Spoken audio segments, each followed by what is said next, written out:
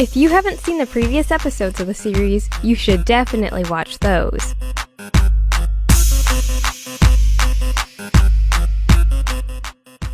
Hi, I hope you remember me. Yes, I'm Emily, the girl who recently became invisible. Unfortunately, life with superpowers proved quite challenging. So here I was, standing by a tree, slowly realizing that I became invisible.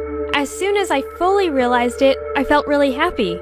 I've been nobody for my entire life, and now I've got an extremely powerful gift. Just imagine how much you can do with such a power.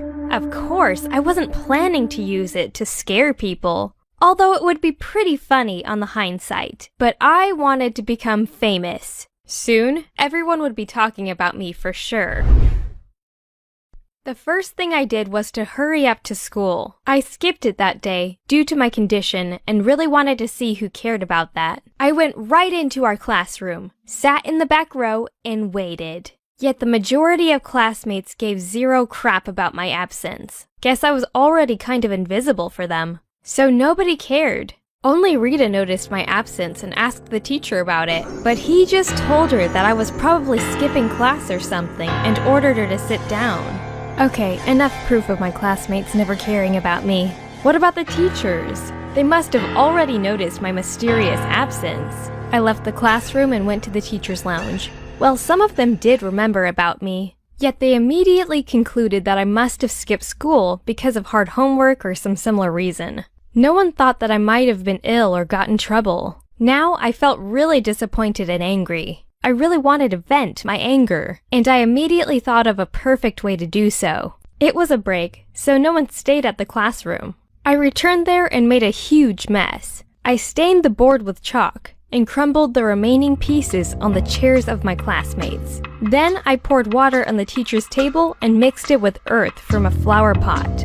After that, I climbed onto the table, stomped there, jumped down, and ran several times around the class. Finally, I left some trails on the windowsill so that everyone would think that the troublemaker escaped through the window.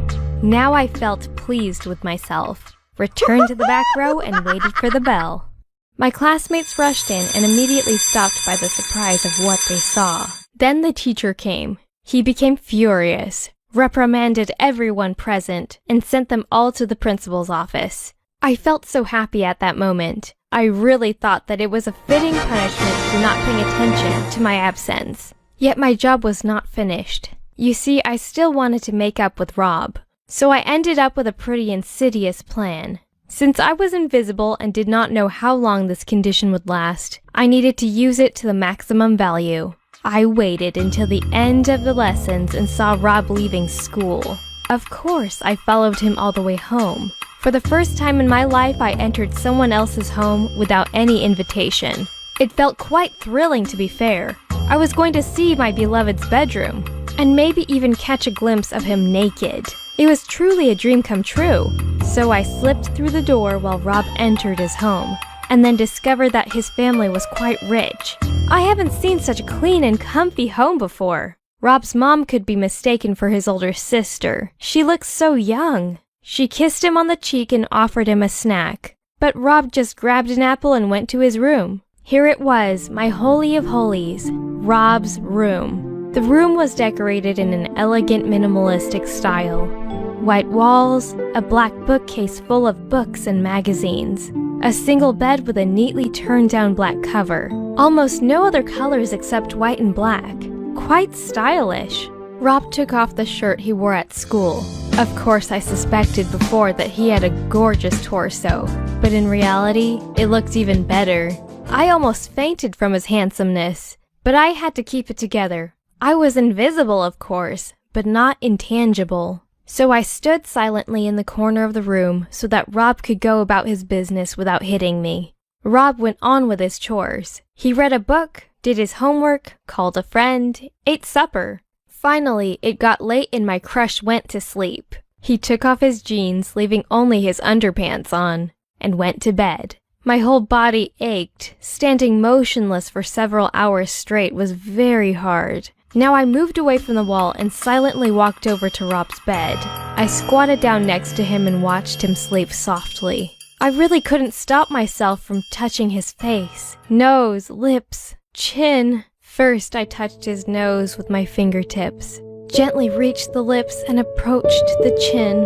But then something happened that I definitely could not expect. Rob grabbed my hand while still asleep. Apparently, it happened instinctively. So Rob grabbed my hand and woke up abruptly. I froze in place with fear. Then he found the light switch while not letting go of my hand and switched it on. The bright light blinded me. Rob started looking around, breathing heavily and rapidly, still not letting go of my hand.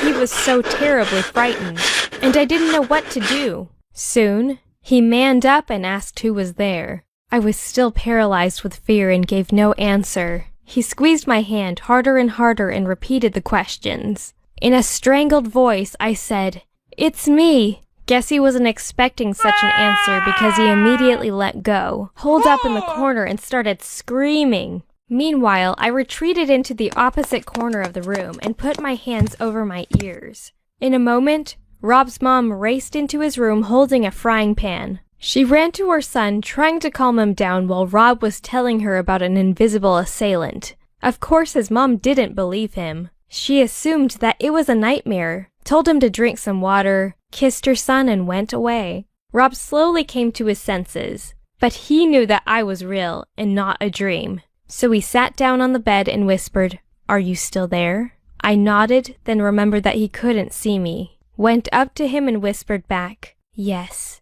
Rob recoiled but did not panic. Then he asked me whether I was a ghost or what did I want from him.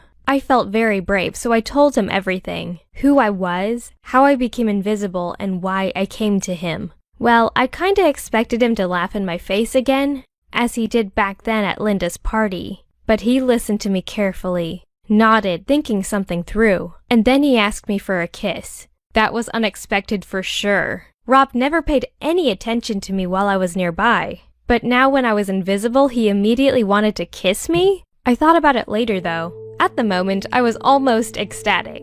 I really wanted to touch his full lips with mine and feel his breath on my skin. So we kissed and he even held me in his arms. After a long kiss, Rob grinned. He told me that it was fun to kiss a ghost, and it definitely would be something to tell at school the next day. But then he called me a great ghost, said that our kiss was just a cool dream, and fell asleep like nothing ever happened. I couldn't believe that. My crush thought that it was all just a dream. A cool dream, worthy to brag about to his friends, but nothing more.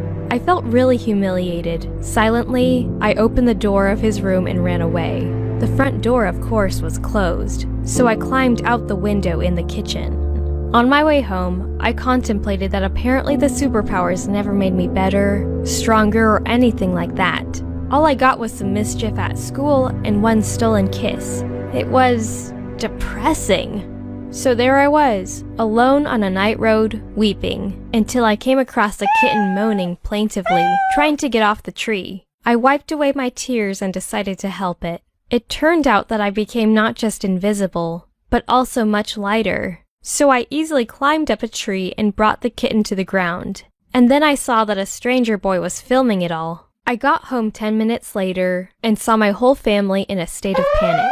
Mom and Dad were calling their acquaintances, hospitals and morgues, and my sister called my classmates. Only my brother was not concerned about my absence by the slightest and spent the evening playing on his phone. Still, I felt pleased that my parents finally paid some attention to me. It was only because I disappeared, but still. Maybe they even decided that I ran away from home. Not everyone is capable of such a rash act, mind you. I entered my room smiling, hugged my cat Yaki, and went to bed. Rob's cruelty still haunted me, but in a few minutes, I managed to discard those thoughts and finally fell asleep. The next morning was a revelation. I went down to the kitchen and saw this. My mom, dad, and sisters, all with dark rings under their eyes due to a sleepless night, were watching something on their laptop. I came closer and saw a video where a kitten descended through the air to the ground without any outside help. It was actually the recording of Invisible Me, saving the poor creature. The video had already received 300,000 views. OMG, I became famous! My superpowers were actually working. Now I was able to help the needy just like Spider-Man, and I didn't even have to wear a mask to hide my identity. Being invisible had its own perks. I could even foil the criminal mastermind's plans by sneaking into their lairs right under their noses. Only that morning, I fully realized the extent of my powers. Although I was worried about my parents, I was in no hurry to reveal myself to them and possibly lose my abilities. Moreover, I still didn't know how to return myself back to a normal state, so I decided to act. I took my phone and went for a walk, hoping to help someone again. This time, though, I was going to record everything myself. The first person in need was an old man who lives on our block. He needs a walking stick to get around anywhere. But that day, the old man accidentally dropped it. He tried to pick it up, but without any success, because his back hurt. So I quickly switched on the phone's camera, hooked it on a nearby tree, picked up an old man's cane, and gave it back to him. He was very surprised and even backed away from it as if he had met a ghost. I just laughed and continued my journey through the town. That day, I lent a helping hand to 25 men and women and recorded everything. Then I ran home as if I got wings. Mom and Dad were still searching for me and looked really sad, but it was too early for me to blow my cover. So I snuck to my room, locked the door, and uploaded all the videos onto the internet.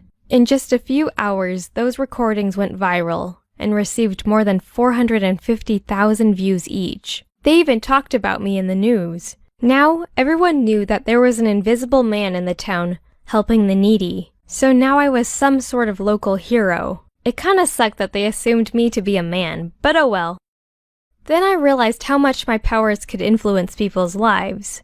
I finally became useful, needed, even famous. When I became invisible, the whole city, the whole country was talking about me. I became a superhero. But then I wanted to switch my powers back. You see, such an experience changed me for the better. Now I won't be old, cowardly Emily. I've become brave and resolute. Now I knew I could help people, but still, I didn't know one thing. I had no idea how to switch the invisibility off.